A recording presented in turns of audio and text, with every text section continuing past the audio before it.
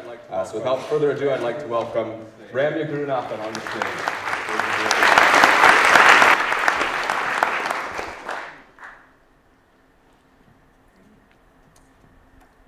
How amazing were the ancient Romans, right?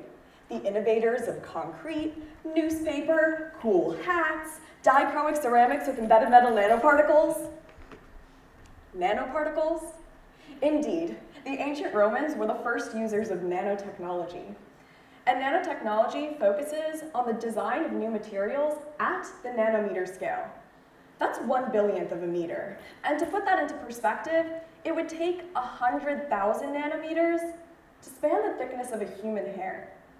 This size scale is so small that the physical laws we use to describe our observable world stop working so well. Instead, a set of laws known as quantum physics starts to dominate. And this creates crazy and amazing material properties that we can use to design better solar cells, smarter medicines, lighter rockets. But cultivating the power of the nanoscale is not an easy task. For one thing, you require microscopes that are twice my height and cost 100,000 pounds just to see a nanometer. That's why the discovery of this cup, the Lycurgus cup, is enough to deflate the ego of every material scientist alive. This 1,600-year-old cup exhibits a dual color effect known as dichroism.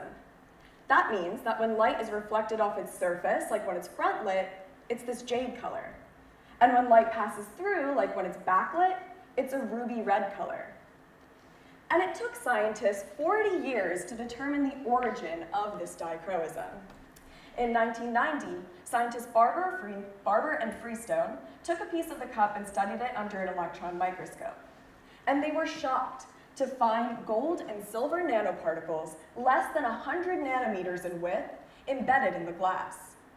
And to understand how these metal nanoparticles produce these crazy colors, let's first think about how a normal chunk of metal, like this piece of aluminum, interacts with light. So metals, being conductors of electricity, have freely moving electrons on their surface.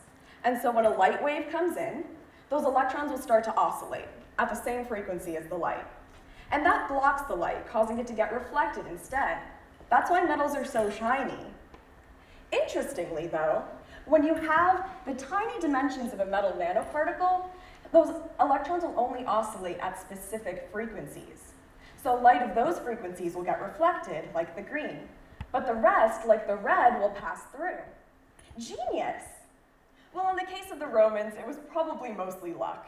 Many defective chalices were also found, which suggests that the Romans had no idea what they had stumbled onto. The tiniest possible needle in the haystack, nanotechnology.